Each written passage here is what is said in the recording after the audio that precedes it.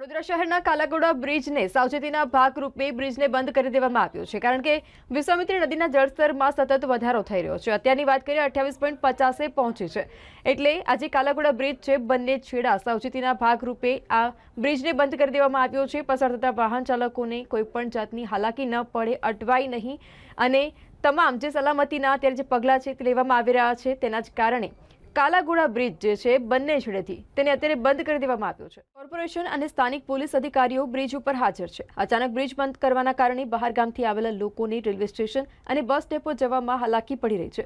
બહારથી આવેલા મુસાફરો પગપાળા રેલવે સ્ટેશન અને બસ ડેપો જઈ રહ્યા છે। હાલ તો વિશ્વામિત્રી નદીની સપાટીની વાત કરીએ 28.50 પહોંચી છે, જેને જળ સપાટીમાં સતત જે વધારો થઈ રહ્યો છે, આ કારણે જ કાલાઘોડા બ્રિજને બંને છેડેથી બંધ કરી દેવામાં આવ્યો છે।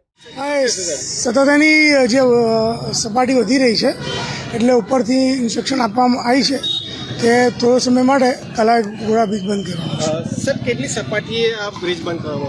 નોર્મલી 28 ફૂટ કરે છે, 28 ફૂટ છે, પણ એ સતત 28 ફૂટ ચાલે છે, એટલા માટે બંધ કરવાની તજવીજ છે। ટ્રાફિક ડાયવર્ઝન કરવાનું પણ કામ? હા, બસ આ ડાયવર્ટ કરશે ને, બધી જગ્યાએ વૈકલ્પિક રસ્તાઓ છે અને લોકલ અધિકારીઓ લોકલ માણસોને બધાને ખબર છે, એટલે ચિંતાનો કોઈ વિષય નથી, એ લોકો બીજા રસ્તેથી જઈ શકે છે। કેટલા કલાક સુધી બ્રિજ બંધ? એ કહી ના શકાય હજુ, કારણ કે સ્તર જ્યાં સુધી રહેશે ત્યાં સુધી હા, થોડું પાણીનું લેવલ હમણાં વધવાની સંભાવના લાગી રહી છે। 28 હતું, 28.5 થયું અને એની ઉપર બી જવાની સંભાવના લાગે છે, એટલા માટે અમે રસ્તાઓ થોડા બંધ કરવામાં આવી રહ્યા છે। ક્યાં સુધી આ બંધ રાખવામાં આવશે? જોઈએ હવે લેવલનું પ્રમાણ કઈ પ્રમાણે ચાલે છે, જો નીચે થશે તો રસ્તા પછી ખોલી દેવામાં આવશે। જી ચોક્કસ, લોકોની સુવિધા માટે ખાસ કરીને આ નિર્ણય લેવામાં આવ્યો છે। વડોદરામાં જે રીતે ગત રોજ વરસાદ વરસ્યો હતો અને ઘણો વરસાદ વરસ્યો હતો, તમામ જે માર્ગો હતા ક્યાંક ને ક્યાંક બંધ હાલતમાં જોવા મળ્યા હતા, પરંતુ સાંજ બાદ જ્યારે વરસાદ બંધ થયો હતો, પરંતુ ઉપરવાસમાં વરસાદ ચાલુ હતો, તેના કારણે વિશ્વામિત્રીની જે જળ સપાટી છે તે ક્યાંક ને ક્યાંક વધી હતી। 26 ફૂટની ભયજનક સપાટી વડોદરા શહેરની જે વિશ્વામિત્રી નદીની હોય છે તે હોય છે, પરંતુ 28 ફૂટેના લેવલ પર અત્યારે સ્થિર જોવા મળી રહી છે। સાથે સાથે ઉપરવાસમાંથી પાણી પણ છોડવામાં આવી રહ્યું છે, ક્યાંક ને ક્યાંક પાણીનું જળસ્તર વધે તેવું પણ લાગી રહ્યું છે। તેના કારણે આ જે નિર્ણય લેવામાં આવ્યો છે તંત્ર દ્વારા, પોલીસ વિભાગને જાણ કરવામાં આવી છે અને કાલાઘોડાનો જે બ્રિજ છે, જે વિશ્વામિત્રી બ્રિજ કહી શકાય, તેને બંધ કરવાનો નિર્ણય જે તંત્ર દ્વારા કરવામાં આવ્યો છે। લોકોને અસુવિધાનો માહોલ ન સર્જાય તે માટેનો આ નિર્ણય લેવામાં આવ્યો છે।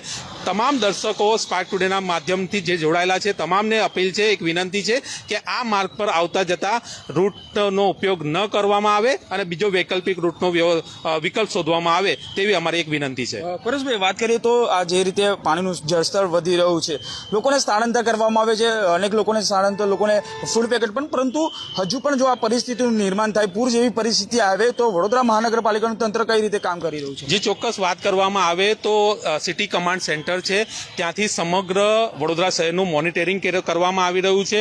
સાથે સાથે વિશ્વામિત્રી નદી પર જે પણ બ્રિજ આવેલા છે ત્યાં ગાડી પર વોટર લેવલિંગ સિસ્ટમ પણ મૂકવામાં આવી છે, એટલે ત્યાંથી ઓનલાઈન પણ આ લોકો વડોદરા મહાનગરપાલિકાના પદાધિકારો છે, કાલે પણ ત્યાં હતા, આજે પણ નજર રાખી રહ્યા છે। તમામ લોકો પરિસ્થિતિનું નિર્માણ જે રીતે આ થયું છે અને તેમાં વધારો ન થાય, અને વધારો જો થાય તો પછી કઈ રીતે લોકો સુધી પહોંચી શકાય, લોકોની ફૂડ સહિતની વ્યવસ્થા, બીજે લઈ જવાની વ્યવસ્થા કઈ રીતે કહી શકાય, તે રીતે વડોદરા મહાનગરપાલિકાનું તંત્ર અત્યારે ખડે પગે જોવા મળી રહ્યું છે। પરંતુ એવા પણ કેટલાક વિસ્તારો છે જ્યાં તંત્ર નથી પહોંચી રહ્યું। અમારી અપીલ છે કે ત્યાં પણ તંત્ર પહોંચે અને લોકોની સુવિધા સાંભળે અને તમામ લોકોને સ્થળાંતર કરવા પડે તો સ્થળાંતર કરે। ફૂડ પેકેટ સહિતની સામગ્રીનું, દવા સહિતની સામગ્રીનું તે લોકો ઉપયોગ કરી શકે તે માટેનું નિર્ણય લે અને તાત્કાલિક હવે જો પાણીનું જળસ્તર વધે તો આ નિર્ણય તાત્કાલિક લેવામાં આવે તેવી એક અપીલ પણ અમારા દ્વારા કરવામાં આવી રહી છે। स्टेशन जाना। कैसी हालाकी भोग रहे है? क्या परेशानी हो रही है? कुछ नहीं, हम तो अस्पताल से आ रहे हैं। કઈ થી રેલવે સ્ટેશન જઈ રહ્યા છો? ના, central bus stand. Bus stand અત્યારે કેવી પરિસ્થિતિમાં ચાલતા જવું પડે છે? હા, ચાલતા જવું પડે છે, બ્લોક કરે છે, તો બધું પ્રોબ્લેમ થાય છે બહુ।